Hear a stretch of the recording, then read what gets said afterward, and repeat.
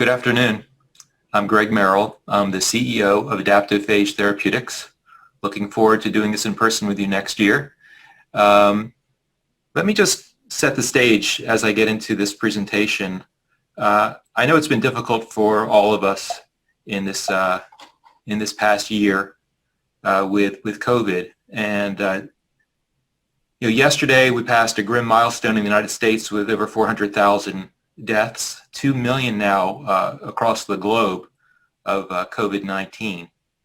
And the reason why I bring this up, because at Adaptive Phage Therapeutics, we're dealing with a crisis that is potentially significantly larger. Drug-resistant bacterial infections are estimated to be the cause of over 10 million deaths per year by 2050, according to the World Health Organization.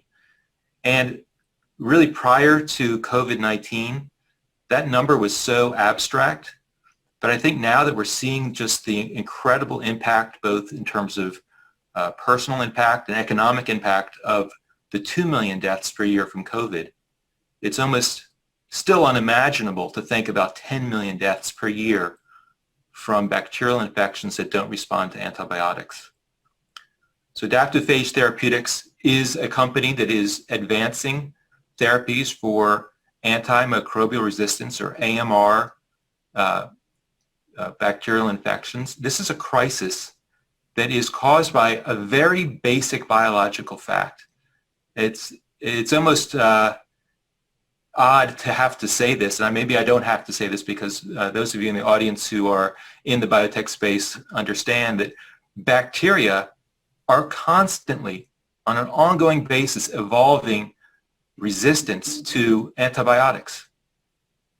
And that ongoing evolution has caused the existing antibiotics to either become obsolete or going on their way to obsolescence. The only way to have a long-term durable cure to antibiotic-resistant bacteria is to have a cure that is able to adapt. And at Adaptive Phage Therapeutics, and you can see where we got our name, we've developed a therapeutic approach called the Phage Bank, which is a library of bacteriophage, which are viruses that kill bacteria.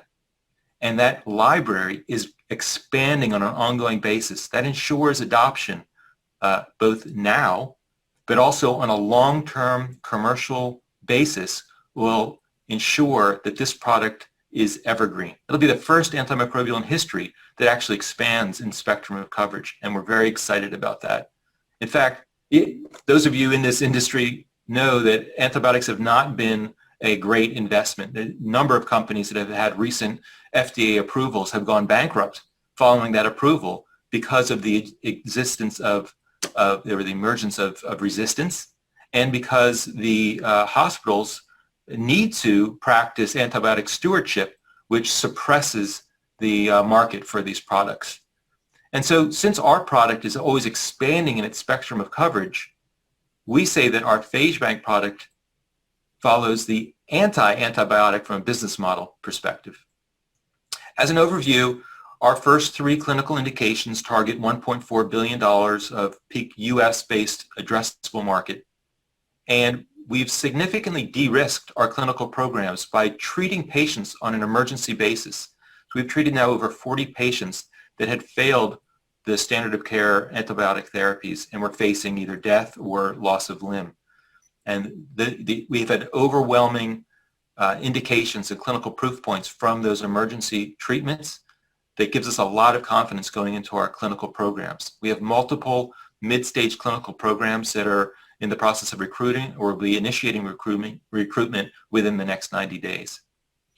We've currently raised over $36 million from all sources. 24 million of that has come from non-dilutive contracts from the U.S. Department of Defense. And I'll explain more about that in a couple slides. Part of that program from the Department of Defense is to make this therapy available to our warfighters. And the military is planning to continue to fund our program. We're projecting an additional $50 million in non-dilutive funding to support our programs as we advance toward market allowance. And then we expect that the military, in success with our clinical programs, will be purchasing our therapy for the U.S. military. We are planning a Series B financing of over $20 million in the second quarter of this year. Our current investors include the Mayo Clinic, Alexandria Ventures, Hackensack Meridian Health, which is the largest hospital chain in New Jersey, the state of Maryland, and a New York Stock Exchange traded pharmaceutical company whose identification is confidential.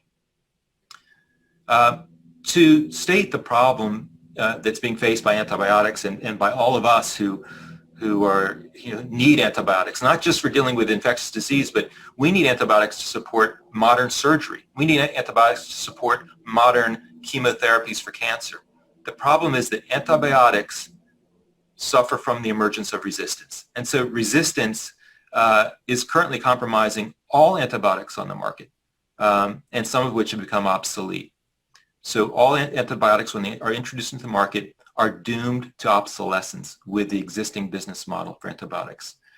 The pharmaceutical companies that are working on new traditional antibiotics are having to resort to molecules which have increasingly toxic side effects. And when new antibiotics are introduced into the market, the use of antibiotic stewardship suppresses the market opportunity. So the return on investment for the pharmaceutical companies as well as the investors that are involved with those companies has been very troubling. The return on investment is hampered by the emergence of the resistance, which decreases the time in which the product is viable, and by market suppressing antibiotic stewardship.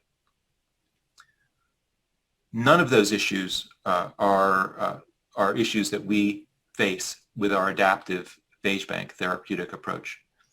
So our pipeline looks like this. We have 3 lead programs. Our lead program in prosthetic joint infections is knee replacement surgeries which become infected after surgery, and the current standard of care is additional surgery. If it's a chronic infection, it can be a 2-stage revision surgery, which is a terrible current standard of care. And we've had success in our emergency treatments of patients who are suffering from these infections. Chronic recurring urinary tract infections are a serious problem, and that program is currently funded by the Department of Defense. The prosthetic joint infection study is currently partnered and funded with the Mayo Clinic. The Department of Defense is also supporting our 3rd program, which is in diabetic foot ulcer-related osteomyelitis, or what I'm calling here on this slide, chronic wounds with osteomyelitis or bone infections. Serious unmet need, and of course the military is interested in chronic wound therapy. We also have a partnered indication, which is confidential, which we also anticipate entering the clinic this year. Our therapy, the Phage Bank, is paired with a companion diagnostic. So we have a system that matches phage from our phage library to the patient's particular bacterial culture. And that phage susceptibility test is proprietary to Adaptive Phage Therapeutics, but now through our partnership with Mayo Clinic is being advanced to commercialization as a lab-developed test out of Mayo Clinic labs. The Phage Bank, as an overview, was originally envisioned by our co-founder, who happens to also be my father, Carl Merril, who is emeritus scientist from the National Institutes of Health. He was the chief of the lab of biochemical genetics, and he started doing research in these bacteriophage in the 1960s. And in the 1980s, really started to focus on the way that these could become a viable alternative to antibiotics. When he envisioned this concept of the phage library and published it in Nature about the same time that he retired from NIH. The work was then adopted by the U.S. military, by the Biodefense Research Directorate out of Fort Detrick in Frederick, Maryland. And they were very interested in advancing this as a cure for the soldiers who at the time were returning from the Middle East with superbug infections that were not responding to antibiotics. And they started doing that work around 2010. In 2016, they had the first human use, which was a very dramatic rescue, and I'll give you some background on that in a couple slides. But that rescue, that first patient, resulted in the militaries looking to out-license the technology to make it available for the warfighter and for the civilian market alike. Because of the challenges with antibiotics from a business model standpoint, the pharmaceutical companies, the large ones that were still involved with antibiotics, were not looking to expand their portfolio of products. And so it presented a challenge for the military to advance this program. And so they put out a solicitation to see if people would take a license to this program and bring it forward. And that provided my father and I the opportunity to license this, and we were able to acquire the worldwide exclusive rights in 2017, and we started Adaptive Phage Therapeutics. The Phage Bank is polymicrobial. It's broad spectrum. It's a broad spectrum library. Each of the phage within the library is very narrow in its spectrum of coverage, but by combining a large number of these phage into this library, we end up with a polymicrobial broad spectrum library for dealing with the most difficult bacterial infections. We've developed our own proprietary manufacturing techniques and processes that we now have patents pending on. And as I mentioned, we paired this library with a phage susceptibility test, not very different really from an antibiotic susceptibility test, but in this case, we're testing the phage susceptibility to the individual bacterial isolates from the patients. And the military, after seeing repeated success cases that we've treated on an emergency basis, has now come back and is funding us for advanced development through a contract with the Defense Health Agency. They provided $14 million to support this activity, and then recently another $10 million. So we've had a total of $24 million of non-dilutive support for our programs. To give you just a little bit of background on what phage are, phage have been around for a long time. People talk about if there's a nuclear war, the cockroaches will be the last living things on Earth, but that's really not true. These phage and the bacteria will last a lot longer than the cockroaches. Phage and bacteria co-evolved on Earth over the last 4 billion years, and phage, which are viruses that kill bacteria, are the most prolific killers of bacteria on Earth today. They are really nature's bacteria killers. What they do is this little diagram here looks like a lunar lander. It's a protein outer coat around a genetic, in this case DNA. They're also RNA phages, but the DNA will be injected into the bacteria, and the phage take over the machinery of the bacteria to reproduce copies of the phage within the bacteria. So they make hundreds of copies at the site of the infection and then burst the bacteria open, and in that way they self-dose at the site of the infection, which is something that a standard antibiotic or small molecule approach cannot do, and that's a big advantage of phage. Phage are also very narrow in the host range. In fact, they're much more narrow than just bacteria. They just will kill the particular bacterial strains that even within a species of bacteria. So that has a real benefit in that we, using our companion diagnostic, can pair the specific phage that will kill this bad pathogenic bacteria, but we leave the healthy bacteria alone. So you won't have, in our therapy, the side effects that are associated with broad spectrum antibiotics that kill the healthy bacteria. You don't see that with these narrow spectrum phage therapeutic approach. And the phage have been looked at, and phage were discovered actually in the late 1800s, well before the discovery of antibiotics. And the FDA has a lot of experience now in looking at half a dozen or so clinical studies with phage early on. And phage has been established as having a very good safety profile. So phage are generally regarded as safe for humans, both in topical applications as well as oral. And now with our proprietary manufacturing techniques, we can purify the phage such that they're appropriate for intravenous administration as well. And our approach, as I mentioned earlier, is likely to be the first antimicrobial approach that increases in spectrum of coverage. And the reason for that is that the phage library, Phage Bank, we are constantly able to add phage to the phage collection. That was a negotiation with the FDA in which, based on the safety profile of phage, they've allowed us to add phage on an ongoing basis once we've demonstrated specific safety aspects of the phage, and that's done through genomic analysis. So we do genetic sequencing, we do screening and annotation, and we eliminate phage that had potentially deleterious genes from the Phage Bank collection.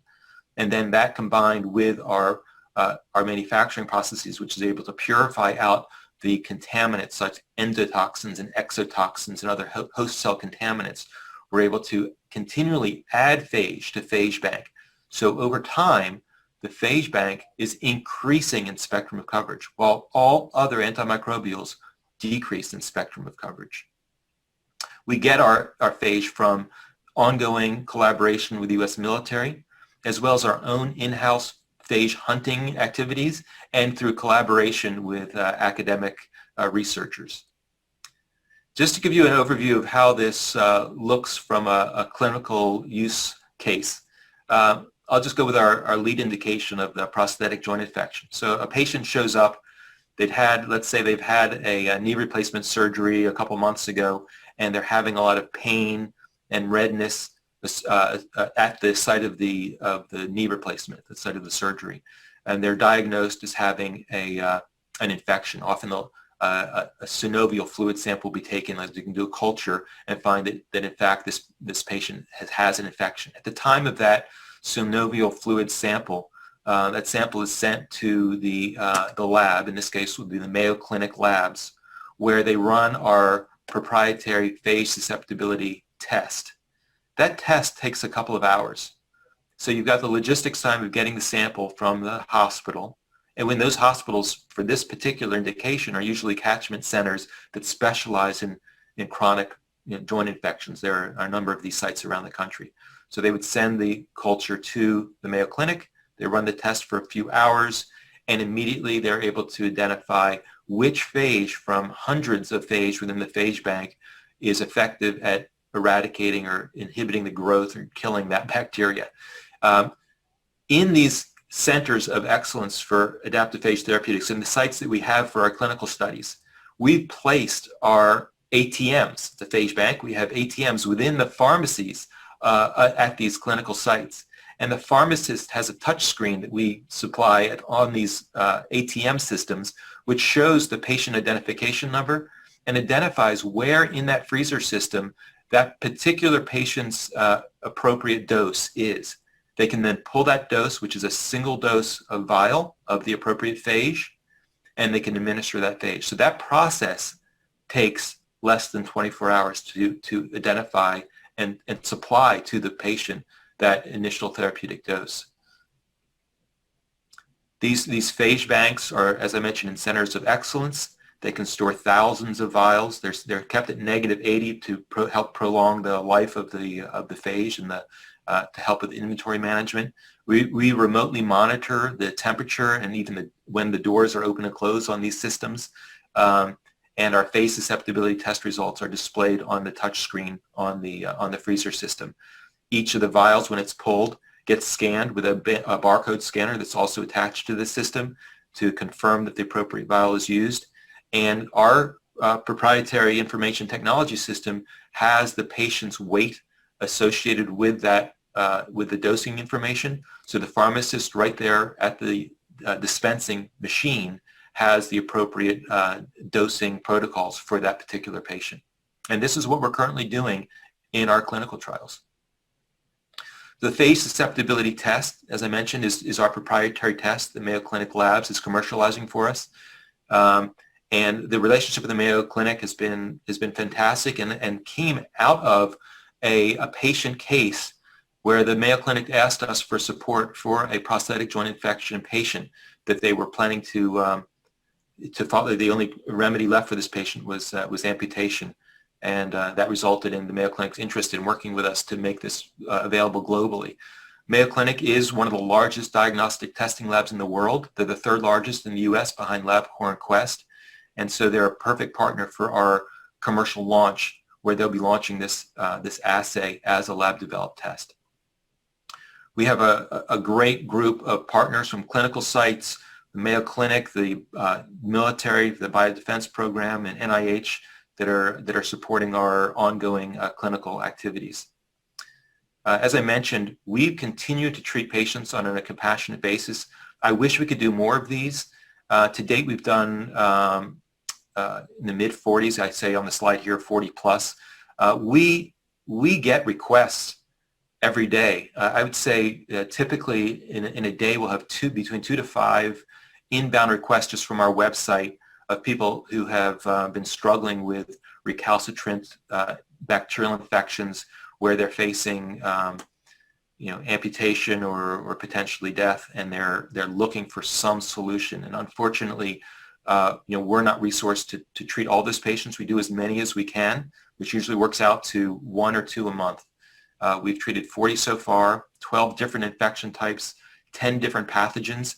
I'd have to say that nobody else in the world working in the phage therapy arena, now there are a few companies, but none that have this library approach could treat this wide a variety of pathogens and infection types. Just to go over, I think I've got 4 different case studies here just to talk through because they're just amazing. In fact, this case, the very first patient that was treated, this is Tom Patterson. If I use the person's name, they waived the HIPAA rights, and they're happy to share a name. In fact, Tom Patterson, this first patient, he and his wife Stephanie wrote a book about their experience with this infection and the phage therapy called The Perfect Predator, which is now a bestseller. So just, I guess, a little plug for Tom and Stephanie with their book.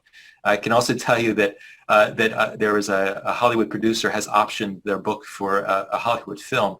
So it's an amazing story. They were on vacation in Egypt, and Tom contracted Abumani, which is one of the worst superbug infections. Became an invasive infection, and he went into a coma. He was flown back from Egypt through Germany, but then eventually to San Diego at UCSD Medical Center. He was in a coma for 4 months, and there was no options left for him. None of the antibiotics were having an effect on the bacteria. Fortunately for Tom Patterson, his wife Stephanie is the associate dean of the medical school with a PhD in infectious disease epidemiology. Perfect wife to have if you have one of these infections. She found out about the phage research program at the Biodefense Lab out of Fort Detrick, where the Phage Bank was developed, and she pleaded with them to try this approach on her husband. They sent a culture from his infection, the UCSD Medical Center, to Fort Detrick. They ran the phage susceptibility test. They found they did have phage that was effective at killing his bacteria. They sent the phage back to the hospital, injected the phage into his IV line, and within 48 hours he was awoke from his coma, and has now had a complete recovery. The first person ever to survive that kind of invasive Abumani infection. So that was the dramatic case that caused the U.S. military to actually, they treated a second patient and had additional success, and then they decided they really need to advance this to market, and that's where Adaptive Phage Therapeutics came in. Case number 7, and we have all of these cases, by the way, in descriptions on our website at aphage.com, so you can look at our website and see these different cases. Case 7 was another world's first case. This was a taxi cab driver in Jerusalem, Israel, who was run over by his friend, and his leg became mangled and infected with 2 different bacterial strains. Both were multi-drug resistant, Klebsiella and the Abumani, actually the same type of bacteria that Tom Patterson had. After 7 months with all kinds of antibiotics being attempted to cure his infection, none of the antibiotics were successful. And you can see in this picture, his wound was not closing. And the standard of care at that point was to amputate. But the doctors in Israel reached out to us. We provided the phage therapy, and within 2 weeks, this patient was walking out of the hospital with his leg intact. Case 14 was the case that we treated at the Mayo Clinic. This case is, again, John Haverty is the patient's name. He had had knee replacement surgery 11 years ago and had an infection that resulted after the surgery. After 17 surgeries over the 11 years, his infection remained, and the Mayo Clinic was planning an amputation at the hip. They reached out to us. We provided the phage therapy. Within 48 hours, you can see the photograph there. The redness is gone. He had no more pain. He had significantly increased range of motion. And today, which is now a year and a half later, he's playing soccer with his grandchildren and going on hikes with his wife. So it was such a dramatic case that the Mayo Clinic decided to invest in adaptive phage therapeutics and to partner with us in clinical studies to bring the prosthetic joint infection therapy to market, and to partner with us as the partner for our phage susceptibility testing. The other case I'll give you just to show you the breadth and strength of this is, as I mentioned in the very first slide, the COVID-19, of course, is an incredibly terrible pandemic.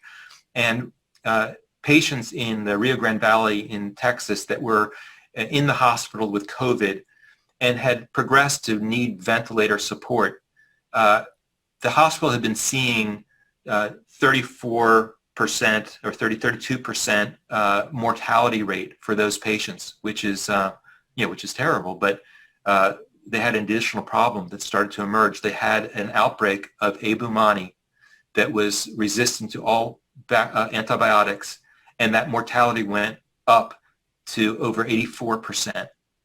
And they lost 80 patients, and the doctors were just besides themselves without a therapeutic approach. They reached out to us, and they sent us a culture, and again, we were able to match the phage to the infections. The FDA provided the allowance for us to treat 11 patients. The patients tolerated the therapy. We saw microbiological improvement.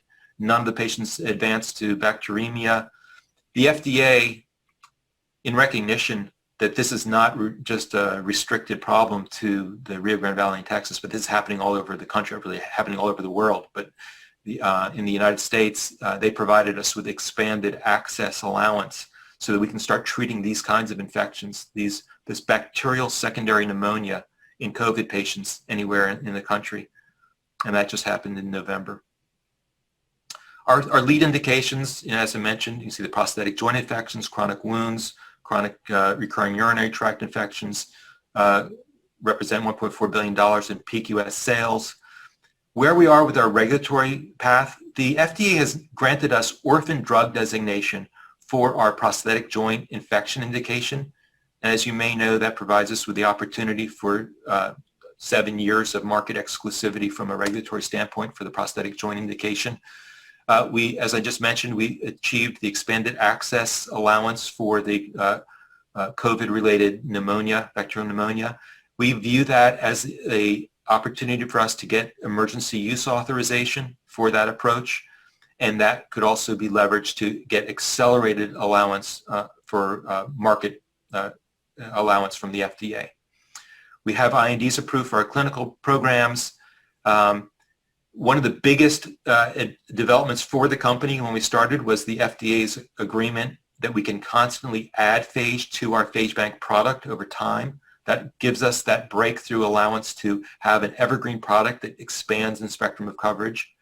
And the safety profile of phage is such that the FDA has actually advocated and suggested and asked us to accelerate the initial clinical programs so that we collapse phase 1 and phase 2 into a single clinical program that would then dovetail with our pivotal trial to licensure. So the entire clinical path has been accelerated greatly through that acknowledged safety profile of phage. We have a number of near-term milestones with the initiation of our PJI studies at the Mayo Clinic and also at the University of Maryland. We have our UTI patient recruitment going on currently. We'll have interim analysis done this year, and our chronic wounds with osteomyelitis study will also initiate this year. So a lot of exciting near-term milestones. We have a great leadership team. The company's now over 40 people.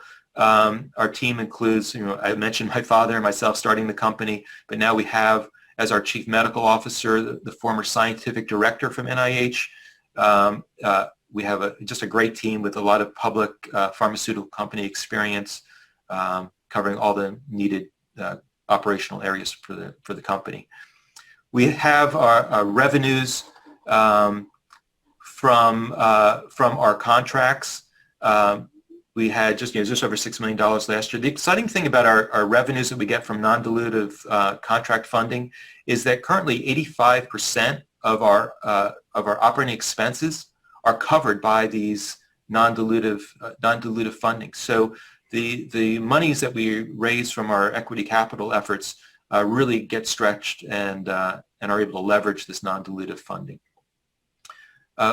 We've raised $36 million to date. You can see that we did a small seed round followed by a couple of convertible notes, which the Mayo Clinic has been participating in, and the non-dilutive contracts, and we are planning a follow-on financing in the second quarter of this year. And while the COVID crisis and the pandemic has been terrible, I would have to say that from a business standpoint, we've received a lot of accolades, I think in part because the pandemic has shined a light on the need for dealing with drug-resistant infections and just infectious disease in general. And so we've been recognized as one of the top startups in the world at the Startup Grande Global Conference. We're the Maryland Emerging Life Science Company of the Year, and we've seen these other accolades you can see on this screen as well. As a wrap-up, $1.4 billion in peak U.S. sales opportunity. That number is validated by first-party market research that we went out and surveyed hospital payers and tested price receptivity, target product profile receptivity, and so that's a validated market opportunity for us for our first indications. We've treated over 40 patients on an emergency basis, which significantly de-risks our clinical programs. We have a lot of confidence going into our clinical trials that we're going to show safety and efficacy. And we've had a fairly significant level of funding, most of which has been non-dilutive to date. And with that, I thank you for listening to my talk, and open to any questions if there are any. Okay, and this is Mike Heim. I'm one of the analysts at Noble, and I'll just facilitate questions here a little bit. We do have one from the audience we'll start out with, and the member says, really interesting, wants to know what happens when you don't have a match, and how often does that happen? Yeah, it's a great question. So, the Department of Defense had been working on this collecting phage from around the world, and so to date we've had near 100% ability to match the bacteria that we've tested against, but we'd anticipate, as I mentioned, bacteria evolve resistance, so it's important to constantly be increasing the size of the collection. Our current plan and the way we've organized the company is that when a bacterial isolate shows up at let's say at the Mayo Clinic labs, and they test it and we do not have a match, we then use that patient's bacteria as bait to do phage hunting, and that expands the spectrum of coverage. Now that particular patient would have to be treated then under an emergency allowance to allow them to use a phage that's discovered in that pipeline. But because it takes some time for our large-scale bulk production that goes through the standard CMC manufacturing processes to be added, so within a month or two, that phage gets added to the collection, and future patients with that particular strain of bacteria would be covered. That initial patient would have to be covered under an emergency allowance. So I hope that may be a bit of a convoluted answer, but that's how we deal with new bacteria that's not covered by the existing collection. All right, thank you, Greg. I should have mentioned at the beginning, if anybody does have a question, there's a little bubble in the lower right that you can click on and type it in, and then I will forward the question. I'll throw out one of myself, Sure. and that's the way you describe this, it always seems like a little bit of a game of playing catch up, and the phage library could be continually growing. That sounds like a lot of R&D. How do you address some funding issues and you touched on a little bit, when you have these great needs? Well, we have a kind of unusual situation as an early stage biotech, in that multiple millions of dollars were invested in building out the Phage Bank from the Department of Defense. So we have a huge jump start. So really the question for us is on an ongoing basis, what's the incremental cost of adding to this collection? And through our ongoing collaboration with the Department of Defense, we've already invested in the infrastructure to do phage hunting in-house. We have an entire team that does that, and the cost of of the raw materials for phage hunting, phage are found in sewage. So the cost of the raw materials is, there's no cost for the raw materials. So those costs are just the incremental cost of running our existing lab, which is not significant relative to the opportunity for this business. And we also have collaborations with the academic universe, which has been thankfully able to contribute phage. And there's been a rebirth of interest in phage in large part because of the people you see on the screen right now, Tom Patterson. That case was such a landmark case that the renewed interest has spawned an entire new industry of phage therapy. And I'm happy to say that Adaptive Phage Therapeutics is certainly a leader, if not the leader, in phage therapy. Great. We have another question. The question reads, of the 11 patients treated with COVID-related pneumonia, what happened to them? Did they recover? You know, unfortunately, the lion's share of them did not recover. A few of them did recover and are now, those case studies are being written up for publication. But there was, COVID is a terrible disease, and I'll tell you just personally, my in-laws have COVID right now and are not doing well. And one is on a ventilator, my mother-in-law is on a ventilator, and it's a really difficult situation. At the Rio Grande Valley, where they were seeing these secondary infections, they were losing all the patients. I tell you that the physicians involved in the phage therapy, they are extremely encouraged by what they saw with some clinical improvement and prolonged life prior to patients passing when they did pass. And it was encouraging enough that there's interest in continuing for that indication. It is a difficult situation, though. Okay, we have a couple more questions coming in, so I'm just going to read them straight. One asks, what will the valuation be for the Series B $20 million raise? That's to be determined. We had just one price round to date, and that was a round that was at the founding of the company. So it's really going to be up to the lead investor and us to negotiate what that valuation is, but we don't have a currently established valuation. And then another person wants to know what product has the most promising commercial revenue within the next 2 years in the USA and then overseas. We really see the prosthetic joint infection as the most, it's our lead indication for a reason. And one of the reasons that it's our lead indication is that the current standard of care for chronic prosthetic joint infection is a 2-stage revision surgery, which has a 5-year mortality rate that's equivalent to colon cancer. And many patients can't even tolerate that procedure, and it's very expensive for the hospital payers. So it establishes where it's significant unmet need, very high-valued clinical indication, allows us to establish our price point as we enter the market, which is very attractive for the company and very attractive for the hospital payers. So we see, and you can see in that one graph I had, that we're approaching $500 million opportunity for the prosthetic joint infection. A little bigger market opportunity in the U.S. than in Europe with that indication. But the other benefits of the prosthetic joint infection is that these patients are generally treated at catchment centers. So there's efficiency in our sales and marketing activities around the prosthetic joint infection. It's also it's an orphan indication, which means that it technically means it's less than 200,000 patients, but in this case it's really significantly less than that in terms of the number of patients.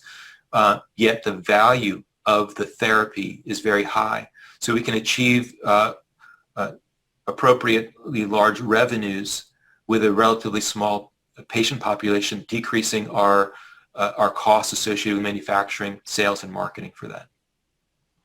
Thank you, Greg. It looks like we are running out of time. I just want to thank you for your presentation. Very interesting story. Anxious to learn more over time. Great. Thank you very much. Thanks, everyone. Stay safe.